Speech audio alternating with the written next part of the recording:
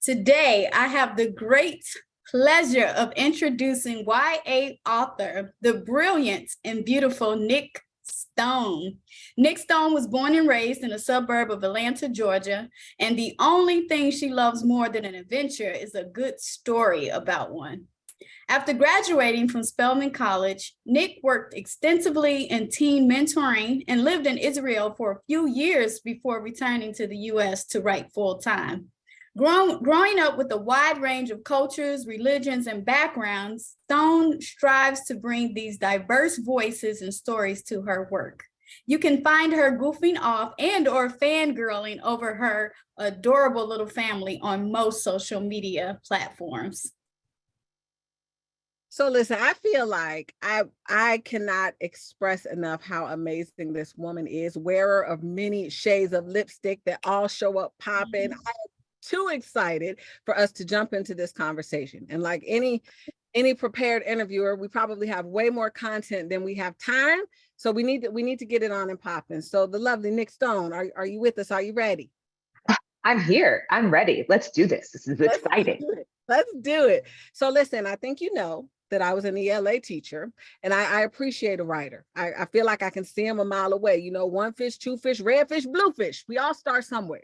But I feel like I have a wondering, were you that girl? Were you the person that your teachers knew was going to be a writer? Absolutely not. I was not that person. My teachers had any inclination would become a writer, and I get a lot of surprised emails these days, like, really? But that had to do with the fact that I never saw myself in anything that I was told I had to read. So I didn't think a writer was something I could be. You know what? I have to take a moment to acknowledge your dope eyeglasses game. You've been styling and it never stops. But two, the fact that you didn't see yourself in works and now you are that person who is making sure that students see themselves. I feel like there's much more that we're going to uncover there, but I feel like that's also a beautiful segue. It's as if you read my script. To my question around public schooling then, do you feel like your public school experience served you? You know, it served me in the sense that it prepared me to go into a higher education space. And I think that is at this point what public schools are trying to do. Now, when it came to the space I initially went into, I did feel like moderately prepared academically, but it did not prepare me. My public school experience I was born in 85. I entered school in 89. And from 89 to 2003, I really don't necessarily think that my public school experience prepared me for social aspects of the world, some of the emotional aspects of being in the world. But yeah, there's nuance. Always. I mean, but you came out and you're doing amazing. I did. So I do one more question there. I do have a wondering around, do you remember anything particular that you read or writers or inspirations, dare I say, that kind of got you going and tickled your fancy such that you would morph into this amazing person? Not in school, actually. I have a wonderful mother who I had this really ugly dresser in my room when I was a senior in high school. And it had a domed top with these ledges on the side. And she would line the ledges with books. And eventually I just kind of grabbed one. And I think this is probably the summer after my senior year of high school. I graduated. I just happened to pull The Color Purple off of the dresser. And I sat and I read it in a sitting. And it's one of those books that I won't say it flipped a light switch on necessarily, but it definitely opened me up to the possibility of something beyond what I'd already been reading. And eventually I left. I started at Georgia Tech and I left and I went to Spelman College. And that's when the world really opened up. Tell me a little bit there. What inspirations did you find at Spelman? I mean, I was surrounded by magical Black girls everywhere.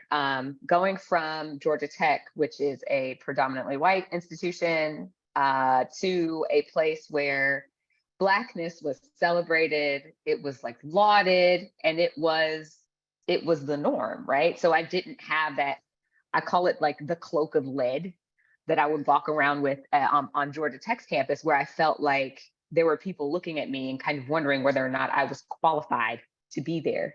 I didn't deal with that at Spelman. And so Spelman is also where I was introduced to Toni Morrison and Zora Neale Hurston and Nella Larson and Langston Hughes and Richard Wright and like all of these bastions of Black literature. And it is where I figured out that not only did Black people write books, Black people wrote really good books.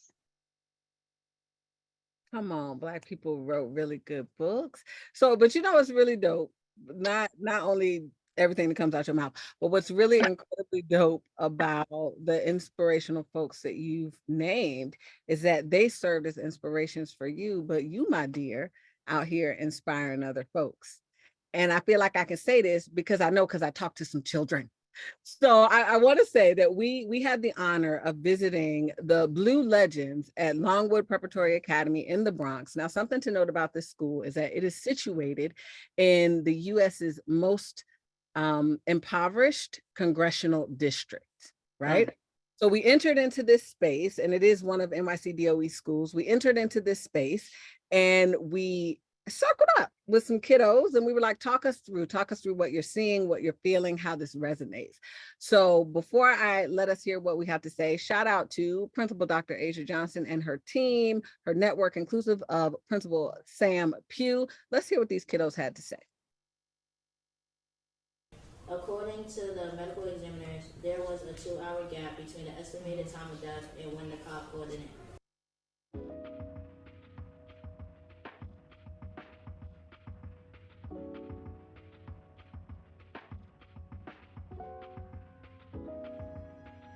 I want to point out the last part that he said that he sees things and he needs to write it down, because I feel like that's a big thing on racism and him seeing Black people in general getting like different treatment from white people. So I feel like that's really important. Why do you think the author chose to highlight justice and talking through his stolen wrists? What is she showing? It connects to real life situations, because that same type of things happen now and before in this world. So I guess he's just making it like even more clear in the book. I feel like in his mind, in his head, yeah, he understands he's a Black male, but in his perspective, he feels that the things he's accomplished as a Black male, especially during that time period that not a lot of Black males were doing, I guess that's why I said I feel like he felt as if he should be acknowledged and respected, because you know, back in the days when people were going through the racism things and all, it was a hard time for Black people to go to school, to find different ways to educate themselves, to even just be outside because of the dangerous areas they was in, or even just to think of police brutality, you know what I'm trying to say? Reading this book and seeing some of the things in your life perhaps mirrored. Talk to me about how that makes you feel, and talk to me about if you think it's fair if I were to say you're not allowed to read this or you're not allowed to have this conversation. Banning books is like banning a part of your academic learning. These books, I don't know, teaches people about stuff that they don't really know about, that they're not being taught. My question to you is, if this has happened to you in your life, why is it that you think somebody should tell you you can't read about it? There's no way you could ban us from reading a book. We're going to find a way to find it. Right. We're going to find a way to find it. We're going to find a way to find it, because also maybe because I lived it. Right?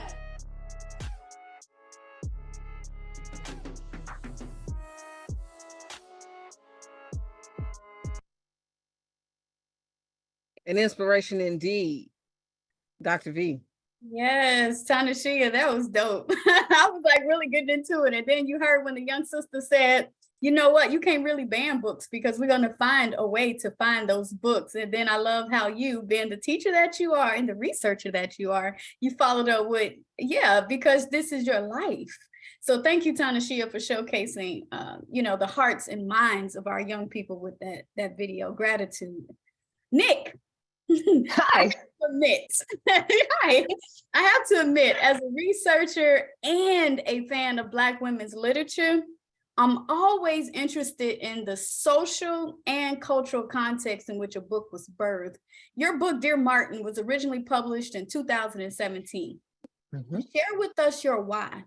Why Dear Martin at that particular moment in time? What were you hoping that young people would come to understand about themselves, other people, or the social world in general? Oh, you just asked me a thick question. So the thing is, right? So it was published in 2017, but I wrote it in 2015. So, and it was conceptualized I got the spark for it in 2012. So I had my first child in June of 2012, a little boy named Kieran. He's very cute. He's almost 11 years old now, which is really wild. But shortly after his birth, when he was 5 months old, Jordan Davis was killed in Jacksonville, Florida. This is a young man. He is the son of, there's a congresswoman here in Georgia Lucy McBath, who is like, I'm not going to go down that rabbit hole, but she's amazing. We'll leave it at that. But he was killed in 2012 in Jacksonville over the volume of music coming out of the car he was sitting in the parking lot of a convenience store. And that really struck me as a new mom. And then fast forward a couple of years, 2014, when Mike Brown was killed in Ferguson, Missouri by a police officer. My father is a retired police officer. So that shook me up to another level. And then on top of that, in addition to, this terrible thing that happened, I kept hearing people quoting Dr. King in opposition to some of the protesting that was going on. And it just didn't vibe with what I had learned about Dr. King, what I knew of Dr. King. So the book kind of came out of those three things combined: the death of Jordan Davis over loud music, the death of Mike Brown at the hands of a police officer, and me hearing people misusing the words of one of my personal heroes. And unfortunately, it's still relevant. Like, I'm looking forward to Dear Martin becoming historical fiction, but it hasn't yet, sadly. Yes, Nic, I have to admit, I told my team earlier I was really tired because I wasn't able to sleep over the last couple of days fully. But like you have an 11-year-old. I have a 22-year-old young man who will be 23 tomorrow, shouts out. But while reading your book, and I was, of course, reading it at night in the wee hours of the morning, I began to toss and turn because I have all these images of my head, some of the characters for sure, but like you too, these thread lines that goes through our minds when it comes to our boys and young people. In writing the book, Dear Martin, you are artistically keeping Reverend Dr. Martin Luther King's dream alive for the next generation of citizens. I think more importantly, you are teaching Black children about King's legacy and providing them with tools of resistance alongside coping strategies. So how did you come to the decision to foreground the book with letters to Dr. King, and how does his vision of justice align with your vision of justice? This is such a perfect time for this question. So I've always been a person who keeps a journal. I learned this from my father. My father has kept a journal for as long as I can remember. And I remember being young, I would write letters to God, but there was something very cathartic about sitting down and expressing your thoughts to a person who can't respond, right? So having this idea of a being who is sentient enough to read and understand what I'm saying, and I can express whatever I want, but who also isn't going to hurt me in any way, or there won't be any backlash. It was a really important thing to me to be able to express myself in this way. So when I thought about how justice would grapple with some of the things that he was experiencing in the book, it was important to me that he have a person that he could write to. And Dr. King was who that person was, largely because of what I said about people misquoting him. I just got really irritated by that. And I really wanted to examine the Dr. King that we're taught about in school versus the Dr. King that actually existed. And it's not that they're different people. It's that we don't get a full picture when we are taught, the 30-second snippet in US history in our public schools, or we spend 5 minutes on it the weekend before MLK Day, but we get a very narrow picture of Dr. King. We get the highlight reel in schools. And anytime I go into schools, I'll ask kids what they know about Dr. King. And I get that highlight reel. I get, he was a nonviolent leader, and he won the Nobel Peace Prize. He gave the I Have a Dream speech. He was a preacher. He was a really nice man. I get that list of things, but I've never had I've never really had a high schooler tell me that he was the most hated man in America, or that he was like #1 on the FBI's most watched list, or that, you know, he was assassinated and that wasn't the first attempt on his life. Or like, there are so many things about him that we just don't talk about. So last night I had to give a presentation on what I think at UPenn, about what I think Dr. King's message would be for today. And I leaned into this interview he did in 1967, where he talks about how his dream became a nightmare, right? So that's the stuff that I want people to latch onto when they read Dear Martin and then decide to go back into Dr. King's teachings, because he is very clear as he gets later in his life. This is an interview he did shortly, it was like a year before he was assassinated. He's very clear on seeing that, like, no, things have not changed to the point that I've been trying to help people get them to, and we have more work to do. Thank you. I feel like I have to pause and give a shout out to your intentional use of literary devices. Again, as an English teacher, I was an English teacher once. The use of your epistolary and the way that you've even described it for our audience completely hits home. And you know how I know? Because we visited some NYC schools, specifically, we visited some court-involved youth, and we had super meaningful conversations with them. It was deep. We selected passages for them to read, and they were able to express how they saw parts of their life reflected in the pages in this book. And then we asked them to write some letters. So I just want to take a second for us to bring the letters up on the screen. And I want you to see your work, parts of your work come to fruition, right? There are themes in these letters, from racial profiling to pervasive racism to police aggression to completely feeling like you're in the wrong place at the wrong time, to figuring out if you want to date someone of another race. And so we share these with you to let you know that the intentionality that you put into your book did not fall short when we took it to some youngsters.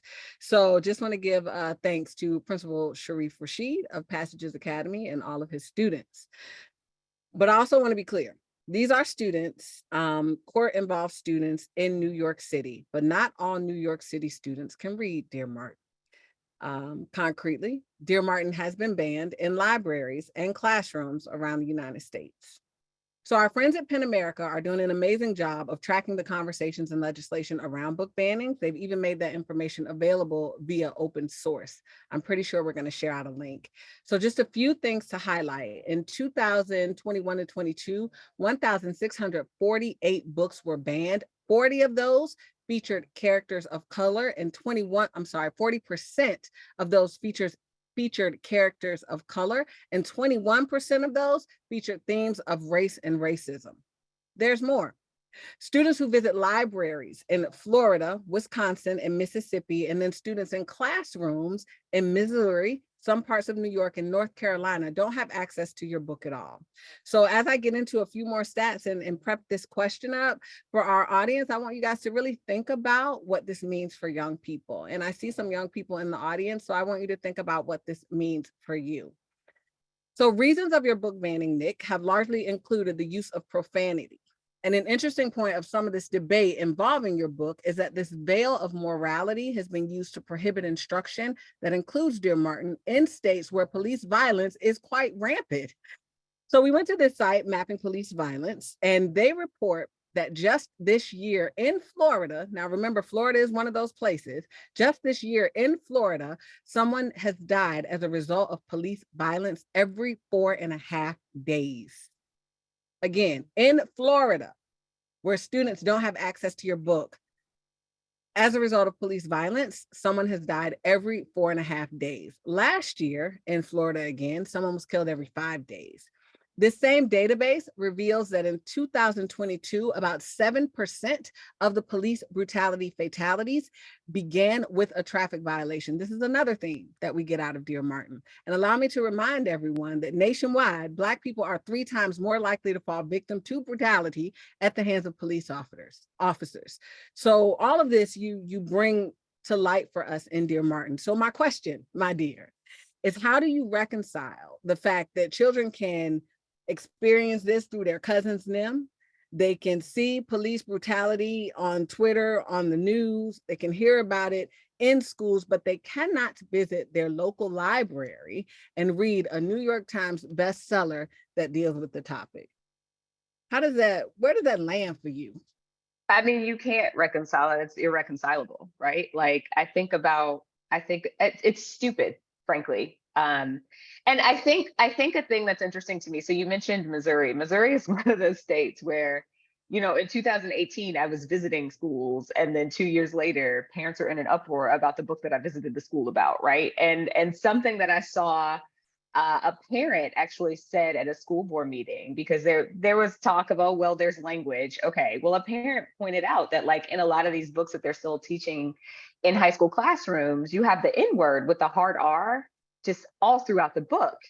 And the parent was like, I guarantee you, kids are using the words in Dear Martin in the hallways, but they're definitely not using these words in the books that you're keeping in the hallways. And that says a lot about what's being prioritized. I will just continue to push back, right? Like, I think that when it comes to book bans, I hate them passionately. I don't consider it a badge of honor. I don't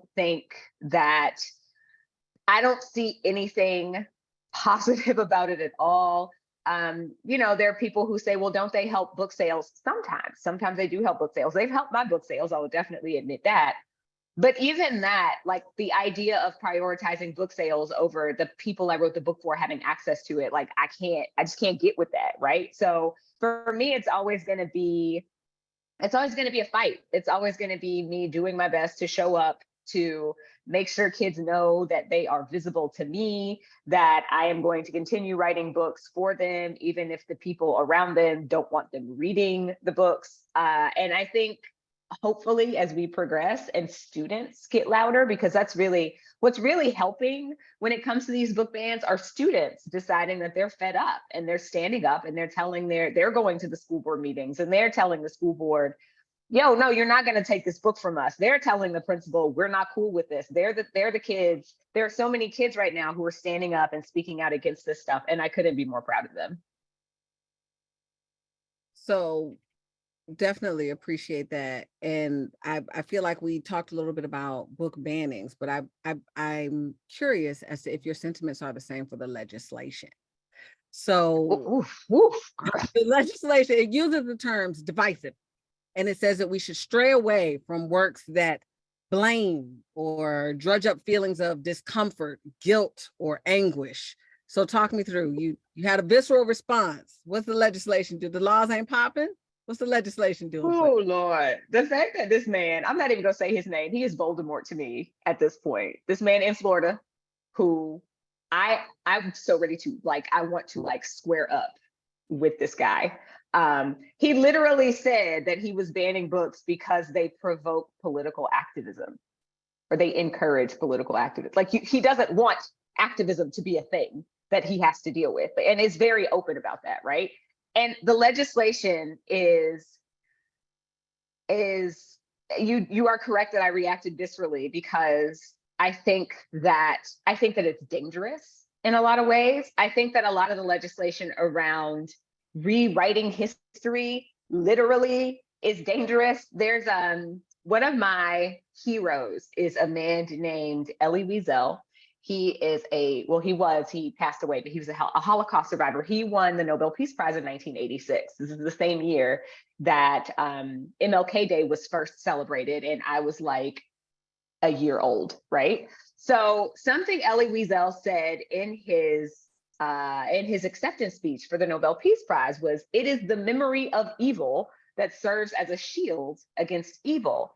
So when I look at this attempt to just kind of wipe away all mentions of horrific violence enacted on human beings, on genocide enacted on human beings, the move to just act like that stuff didn't happen is incredibly dangerous, because it just opens the door for that kind of stuff to happen again, right?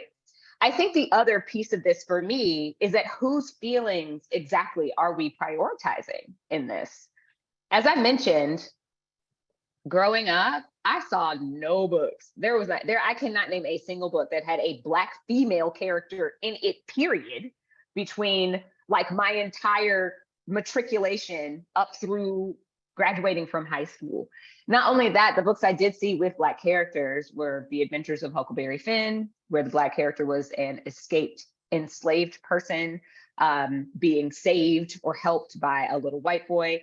I saw Tom Robinson in To Kill a Mockingbird. We certainly did not want to repeat his life story. And then I saw Crooks from Of Mice and Men, who was so minor, most people don't even remember he was there, right? So those being the only examples I saw of a person who looked like me, has it been considered that maybe I was in anguish, that maybe I was uncomfortable, that maybe I got a message about myself and the body that I lived in that said that I wasn't welcome in the space where I was forced to exist by law because I was a kid and kids have to go to school?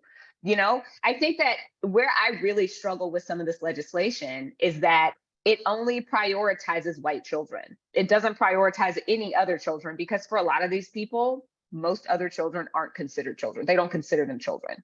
There's still this stigma around Black and brown kids that people aren't willing to kind of like take another look.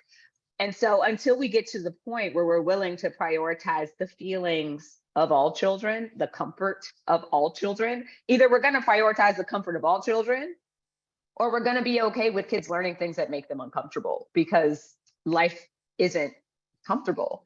You're going to get nowhere if all you do in life is seek out comfort. Mic drop. And I feel like what you were talking about are draconian censorship laws. I said it, I'm gonna say it again. Draconian censorship laws. So I was gonna talk about how we've seen you kind of tour the country and go into these places, but you gave us a concrete example of Missouri. But I do want to say concretely that we have seen you take up space in the face of criticism with this intention of placing tropes on the table so that we have to talk about them, right? I feel like I just heard an interview where you were talking about an archetype of a woman and how it is our duty to kind of deconstruct some of those archetypes. And we've seen you showcase some real life experiences and real life topics in a way that, again, does not fall on deaf ears when we take it to the students who need to see it most. So with that, I want to ask, whose responsibility is it to create, curate, promote, and archive the narratives of the Black experience, particularly in this moment of politically repressive suffocation? I mean, look, first and foremost, I put it on parents. And I say that as a parent. I think that, and it's hard. Look, do not get me wrong. I do not want y'all to get the idea that I'm like, well, parents need to take, yes, we do. And I can absolutely acknowledge how difficult it can be to try to keep yourself sane, to try to keep yourself elevated, to try to make sure you are working to take care of your children, to try to make sure you are making enough money to keep food on the table. Yes, we have to do all of that. And we have to ensure that our children know who they are, know where they came from, know how they got here to where they are. I think a lot about enslavement, right? And how when I was in school, I was very embarrassed about the idea of being descended from American chattel slavery. And I mean, looking back, that was by design. The way that slavery is framed in public schools, even 20 years ago, my 20-year high school reunion is in May. So even 20 years ago, the way slavery was framed was as this kind of taboo thing that we just don't really talk very much about. There was a paragraph about it in my textbook. And this is an institution that lasted longer than, you know, the time that we've existed since Brown versus Board of Education in 1954, right? The Supreme Court case that deemed segregation unconstitutional happened in 1954. That's really not that long ago. It's not even 70 years yet. But we don't want to talk about this long-standing institution that literally built this country from the ground up. So I had this sense of shame around my slave heritage, right? And then I sat down one day and I thought about it. And I thought about the fact that, like, I'm here, which means that the people that I come from who were enslaved had the audacity to survive and to procreate. And then those people had the audacity to procreate. And then those people did, and those people did. So if my ancestors had the audacity to thrive, to survive, I have to have the audacity to figure out a way to thrive, right? I think that we owe it both to the people who came before us and to our children to keep that energy going. I have a really good friend who so my shirt says, "We need more thinkers." So he runs this nonprofit. It's a literacy nonprofit where all the proceeds go towards buying books for Black and brown children and creating access, especially in spaces where kids don't have books. And something he says all the time is, my ancestors were enslaved. Everything that I'm dealing with right now is light work. So we can do this. If they can do what they did, we can do what we're doing, and we can carry forth our legacy. We can empower our kids, even when these systems are out here designed to disempower them. Good answer. I have to say, Tanishia and Nic, I feel like we're in the scene in the book in Doc's class when SJ and Manny and Jared and all of them are having these conversations about social issues as it relates to race.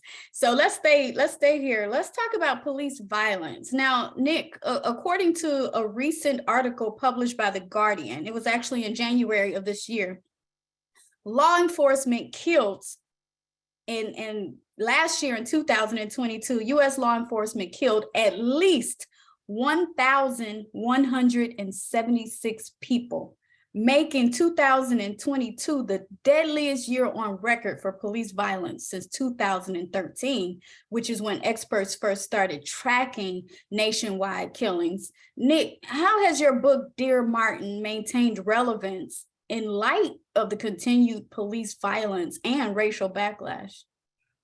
Look, I will be honest, I hate that it has maintained relevance. I wish it wasn't relevant anymore, but because of exactly what you just said, it's a book that continues to be something people are turning to try and get a better understanding of why things function the way that they do in this country, especially around law enforcement and around things like mass incarceration. So there's a sequel to Dear Martin called Dear Justice, and where Dear Martin focuses more on police violence and this kid trying to figure out his place in the world after being subjected to police violence. Dear Justice is all about the juvenile justice system, and it's all about the ways that police violence and law enforcement and these systems, they set our kids up to fail in so many ways. So I'm frustrated. I think it's important, because I'm sure all of us are frustrated. I don't think anybody who is here watching this right now is just like happy-go-lucky. Otherwise you wouldn't be here, right? Like, happy people don't come to watch things like this. We are here because we want to do something about the terrible things we see happening in the world around us. And so for me, I think just continuing to draw attention to these things is one of the most powerful things that we can do, especially when people are sick of hearing of it. Because the minute we get desensitized to some of this stuff, the minute that something that like what happened to Tyree Nichols, if that is something that does not faze you at all, there's a problem. So we have to continue to allow ourselves to feel terrible about this stuff and to be fueled. Obviously, we've got to take care of ourselves, but continuing to put these statistics out into the world, continuing to make sure people know that, no, this isn't something that has just gone away. This is something that has actually escalated. Like you said, last year, there were more than any year previous. We're gonna have to make sure that we are continuing to talk about these things and continuing to report them and continuing to draw attention to all of this. And eventually, hopefully, Dear Martin will fall out of relevance. So in 2015, AAPF published the Say Her Name report, which brought attention to Black women's and girls' experiences with police violence. The report was an attempt to support a more gender-inclusive approach to racial justice. Since the release of the Say Her Name report and the publication of Dear Martin, we witnessed an increase in public discussions around police violence towards women and girls. Dear Martin primarily illustrates police violence toward young men. In the video that we're about to show now, our executive director, Professor Kimberly Crenshaw, also known as KC, conducts an experiment in this video that gauges people's knowledge about police violence against Black women. Let's watch.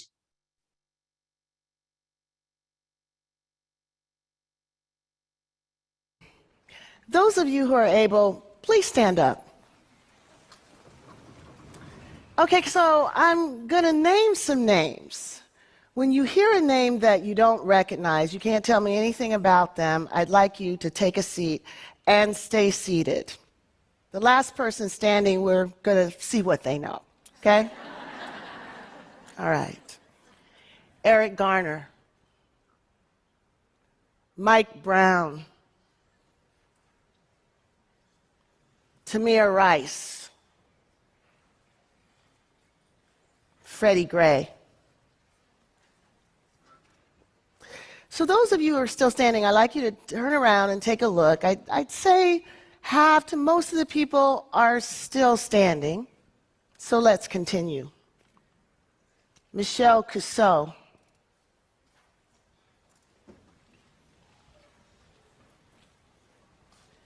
Tanishia Anderson. Ara Russer. Megan Hockaday.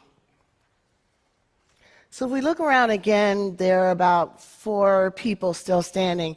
And actually, I'm not going to put you on the spot. I just say that to encourage transparency, so you can be seated. So those of you who recognize the first group of names know that these were African Americans who've been killed by the police over the last 2.5 years. What you may not know is that the other list is also African Americans who have been killed within the last 2 years. Only one thing distinguishes the names that you know from the names that you don't know: gender.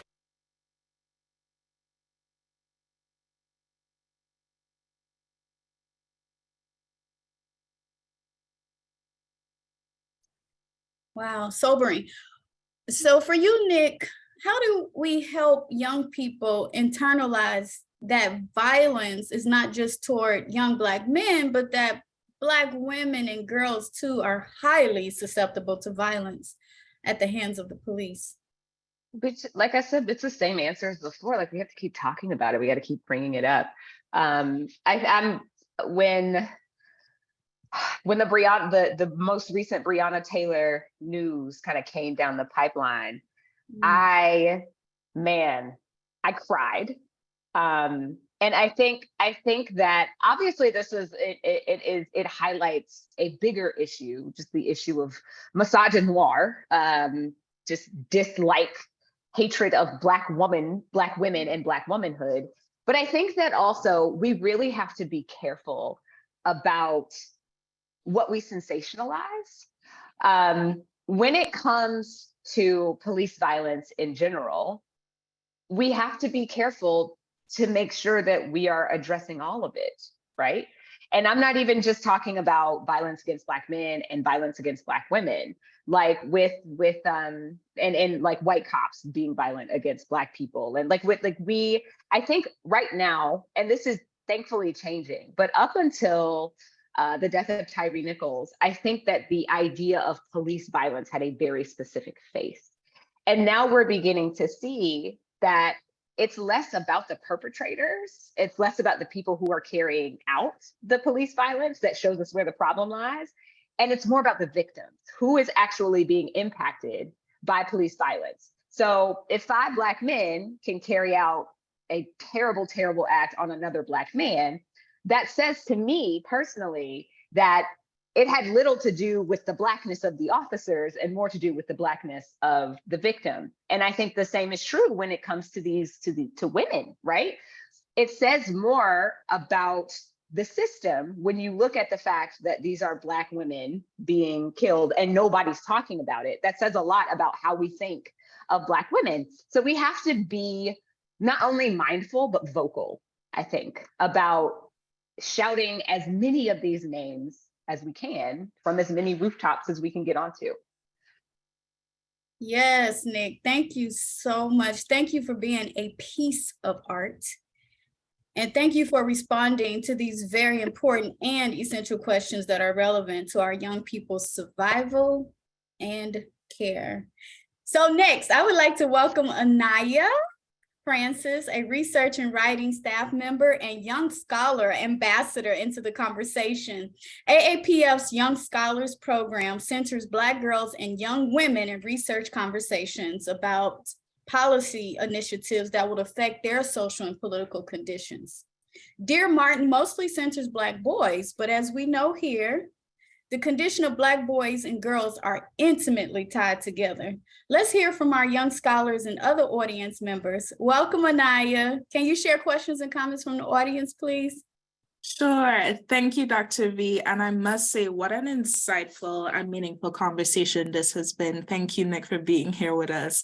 And I know the audience appreciates the discussion that's happening, especially around the impact of censorship and the very real phenomenon of police brutality, but also Nic really highlighting the fact that the work that you're doing really is to make kids more visible, making our Black youth more visible. I know one of our young scholars really resonated with that, and the fact that banning these books is banning their experiences. Not only that, but we have audience members who's talking about the fact that not only are you making this more visible in terms of Black youth's experiences, but you're also just really and truly opening us more to MLK, and also the fact that there's so much limitations around how he's taught, and the fact that it's usually around the "I have a dream" speech. And there's nothing more. You actually show a very real and intimate moment when we see the letter writing happening. I know I personally really enjoyed it, and it was such a unique take. I do have one question from the audience that I wanted to uplift, if you're willing to answer. And this is coming, okay. So one of our audience members is really curious about the ways that you think public libraries, not school libraries, can stand in the gap with these legions of books and informations that are being banned.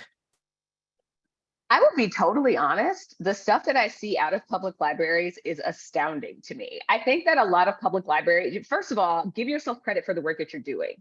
I think that sometimes when we have these conversations, we fail to recognize our triumphs, and it's important that we are celebrating literally every positive step made in the right direction. That's really the only way to stay motivated and to stay optimistic, is to make sure we're celebrating the triumphs. But displays are always going to be incredibly powerful. As a person who grew up going to public libraries, I would always see that initial display. You walk in, you see a display. There's also something really beautiful still to me about bulletin boards properly placed in the library. And then programming. Programming is always going to be a huge deal, especially in areas where the public library might be the only place that kids are going to be able to access books. So having the kind of programming where kids are invited in to talk about what they're going through, to talk about the book clubs are huge. I think that there's a possibility of having programming around excerpts taken from books, and just making sure that the libraries are safe spaces for young people to come and to sit and to learn and to glean, and in spaces, in areas where kids don't have access to technology. The library can be where you go to have access to a computer. The library can be the place that you go to access books or an iPad, or any number of things that you may not have at home. So making sure that those spaces are safe, and that kids can come in and not feel stigmatized. Thank you so much for that, Nic. I know we're kind of coming close to time, and we're actually really excited for the next segment because we do have a bit of a special guest. So I'm actually going to toss it to Tanishia to take over. Thank you so much. Oh, okay, I'm unmuted. Thank you so much, Anaya. Good job. Come on, YSP. Shout out. So Shout out to YSP. Is that what I said? That ain't what I said. That's what I meant. All right. Okay. So I will say, Nic, listen, I told you at the onset we had too much content, not enough time. So guests, please know that we're probably going to go a little bit over, because what I will not do is take the mic from this next special guest. Come on up here, popping your collar on the way. So Nic, we have a special guest in the building. And if any of you have followed any of Nic's interviews, you hear her talk about her people, right? She'd be like, you got to find your people. Where my people at? And I don't know if you have had the pleasure of seeing this thing light up when she talks about her daddy.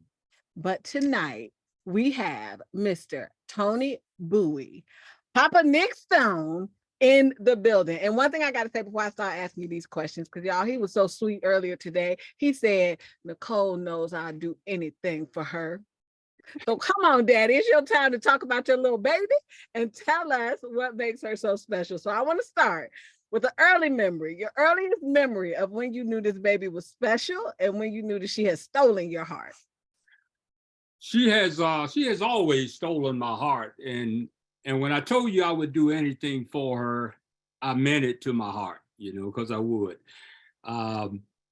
She knows, Nic knows, which I call her Nicole. She knows that this is one of the hardest things that I would ever think about doing is an interview, you know, because I'm always afraid I'll put my foot in my mouth or I'll say a little bit too much. But Nicole has always been special. She's always been articulate, outgoing. I knew early on she was going to be a leader. And she's almost the opposite of me. You know, I years ago, even though I have a smile on my face, I was very moody, full of anger. And I had a lot of issues going on, but the light in my life at that time was Nicole, you know. Of course, Sabrina and Marcus as well, my other two children, but Nicole was she was the light of my life. And I always knew she was going to be a leader. So, you know, particularly in high school, you know, she was, you know, captain of the cheerleading team. She was senior class president. And I just always knew she was going to be a leader. I always respected what she says about writing in her journal, me writing in my journal. I have my journal everywhere I go because, you know, early on, it helped me to process things. You know, I had learning disabilities. I had so many issues going on. I had to write about it. And so it helped me to process it. So it's good to know that it was such an influence on her that she started writing. I didn't have any clue that she would be a writer, but, you know, she's a really good writer and she has influenced me greatly. One thing that's really influential about what she's done for me, as she mentioned, I'm a retired police officer. And I almost didn't want to come on camera because, you know, in many ways, I'm ashamed of what my profession has done to Black and brown people. But, you know, reading Nicole's books, reading her information has really changed my perspective on policing. You know, I don't think that, you know, I think a lot of the officers out there are you know, they are about, they're bad people, the ones that hurt Black and brown people, you know, and you can't really train for them to do better necessarily. You can't really train that. These are people that probably should not have been in the profession in the first place. The officers that I worked with were real honorable. They were good people. But what I like about her books and some of the things that she's done is brought attention to policing.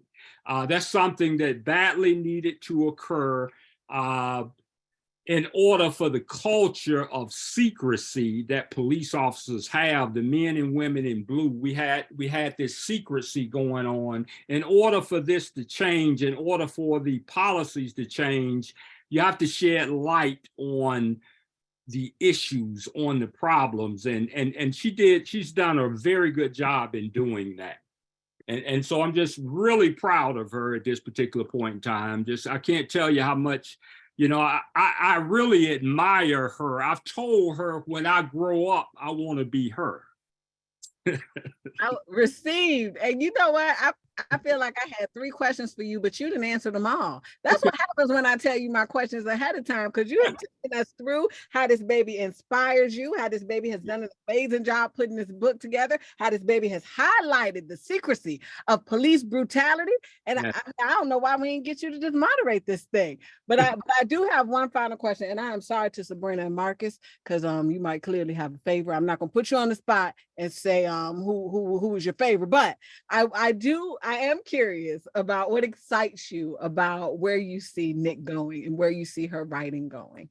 Well, you know, sometimes I get a little afraid for her. You know, the politics of what she's doing in the eyes of a lot of people are just not popular. But the work that she's doing is so necessary. So, you know, I'm constantly checking on her. I text her and stuff because I get a little worried about her. I'm concerned about her safety, you know, sometimes, you know. And, you know, so, but, you know, I can be a little paranoid. Maybe I've seen too much in my years, but I'm a little bit concerned about her safety at times. But, you know, the main thing is just shedding light on police brutality, on the racism that exists among a lot of officers, and a lot of us, including myself, sometimes do not realize, you know, what's going on internally in terms of the racism and things of that nature, the biasness that we have for our own people sometimes. And so I'm excited to see her move in a direction that will perhaps correct some things among the police culture. Papa Bouie, thank you so much for showing up and showing out for your baby. Welcome. Thank you. Thank you for having me. Thank you. Nic, I feel like that was a perfect tee up for you. We want to give an opportunity for you to talk about the books, because this ain't your first time at the rodeo. One enough, you need 2. 2 enough, you need 3. So talk us through what you're doing now, the continued work, where we are. Yeah, man, I be doing too much. I need to sit down and live a soft life.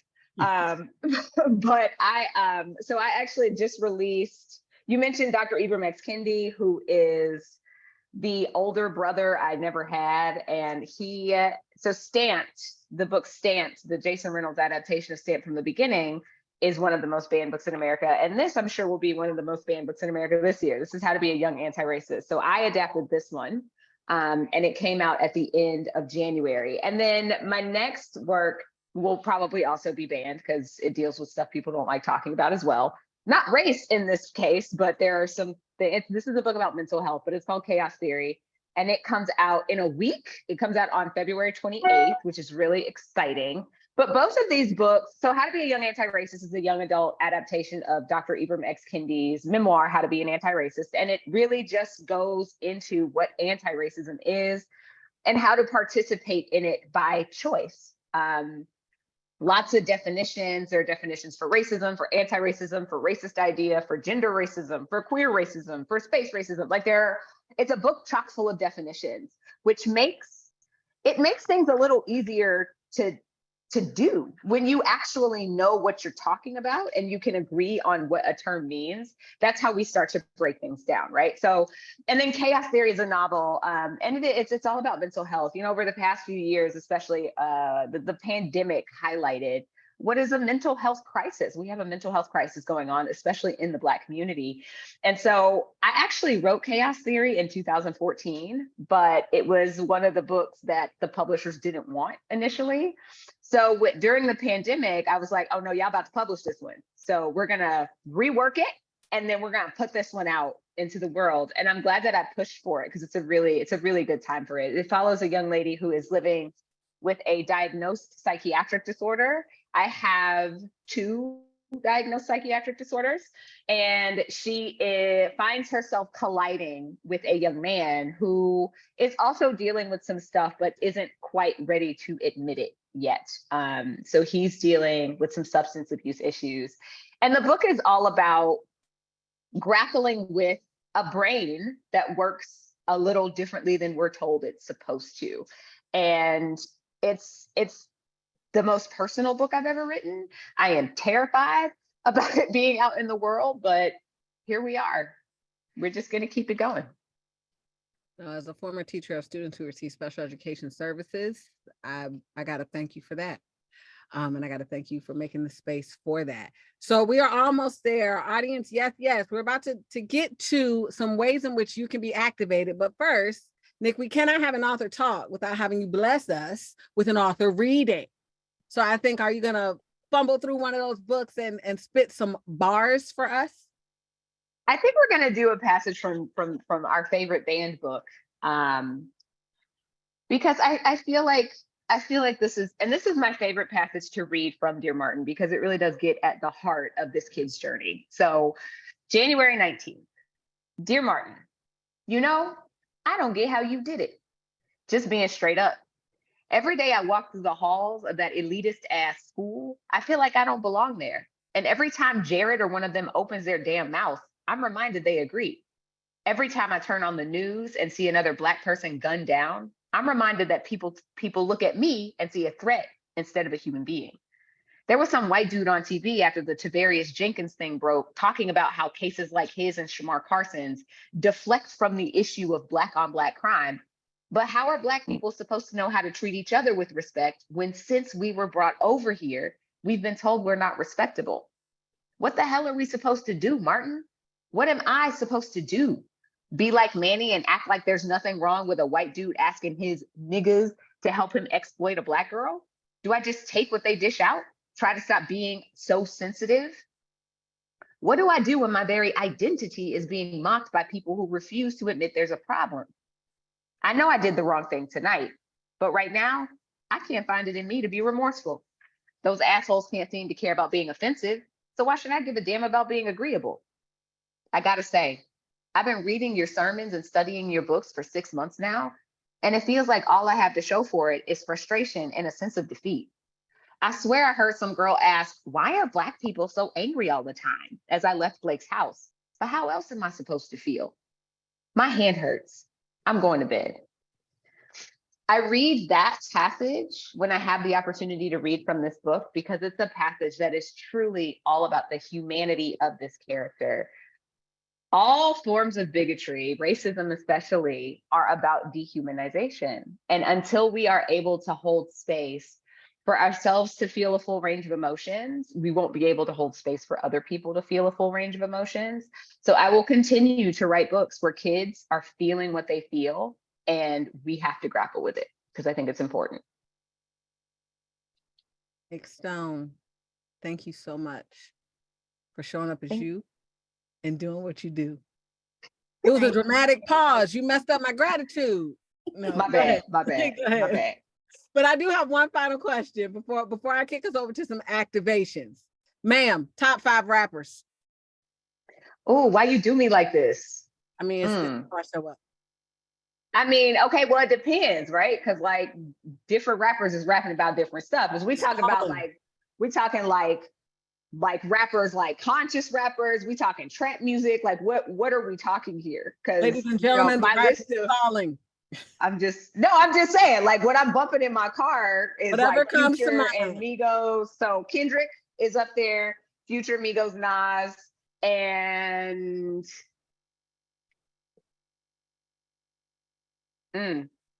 there's too many going through my head. We'll stick with those 4. We'll stick with those 4. Well, I'll accept those 4, and I we'll take those 4. Kendrick, Future, Migos, and Nas, and they are completely different.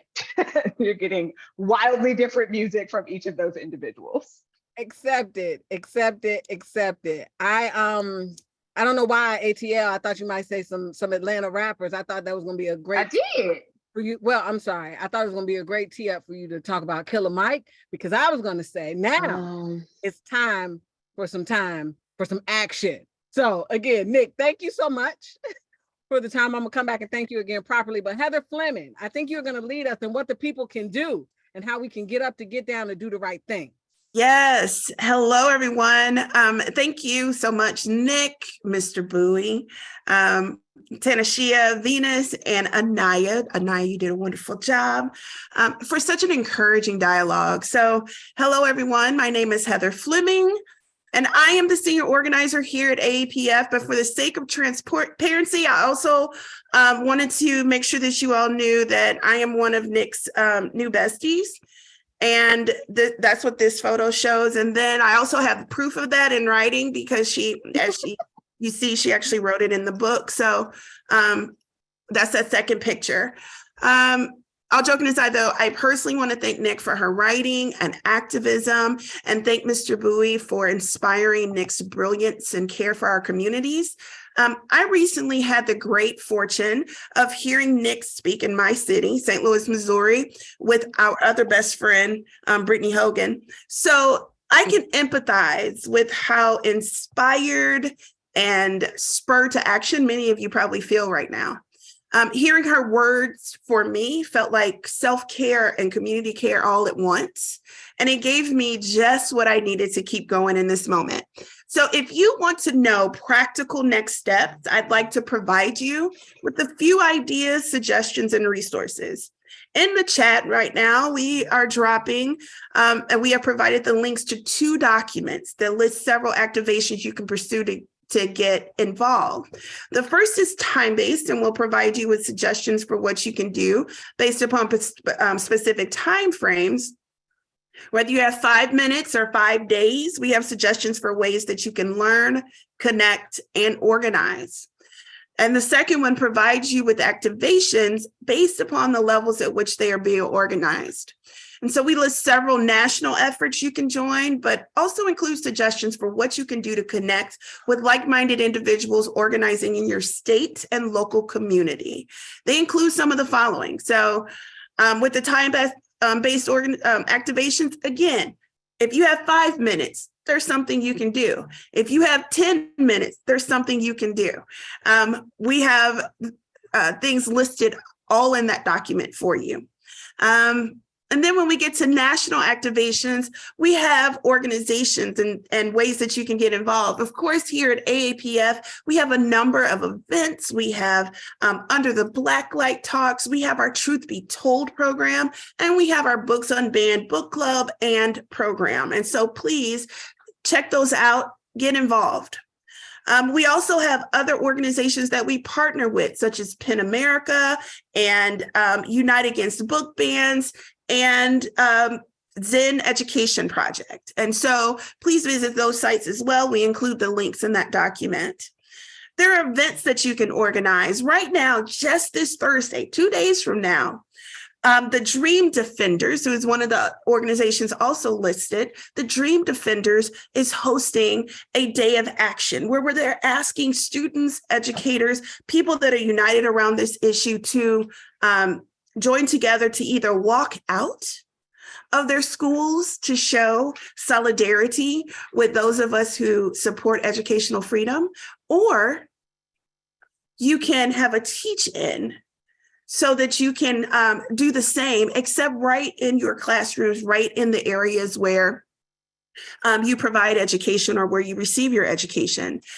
We have the link to that. If you would like to sign up to participate, please do. We want as many people as possible across this nation to be involved with this. The other one is that on May 6th, the Missouri Equity Education Partnership is sponsoring a national March for Education. If you would like to organize in your state and in your area and join, again, a national effort to unite or around public school education, around academic freedom, around our books and our ability to access books and support for Black and Brown students, et cetera. We can go on and on and on. You have the opportunity to do that. So please join us.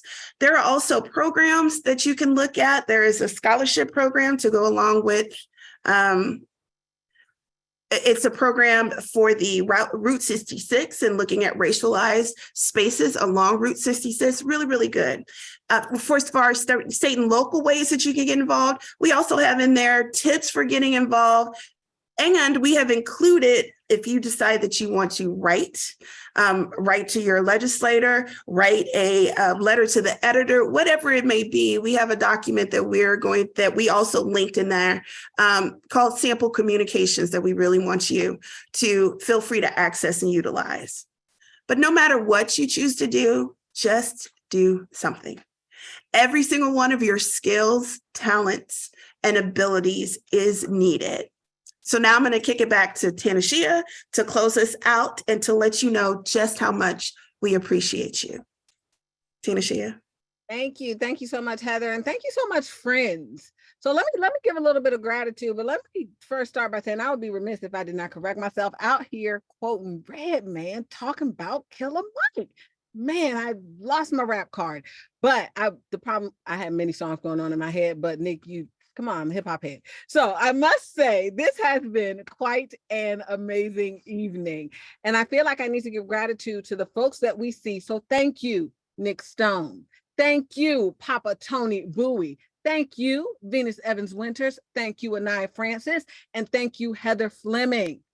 I also got to give some credit to the folks that you don't see. AAPF is made up of a amazingly elaborate web of brilliance, from the arts and media folks who put the decks and the videos together, to the research and writing folks who find the stats, to the program people who make that thing clap and put all the pieces together, to the executive director and co-director who are somewhere. I see them ghosting in this chat out here, making sure that I say what I'm supposed to say and say it how I'm supposed to say it. We are led by an amazing group of people who continue to push forward the work. And as we heard today, the work ain't easy, y'all. But as Nick eloquently stated for us, we got to do it. If slavery was real and our ancestors went through slavery, then the least we can do is continue to push forward the work.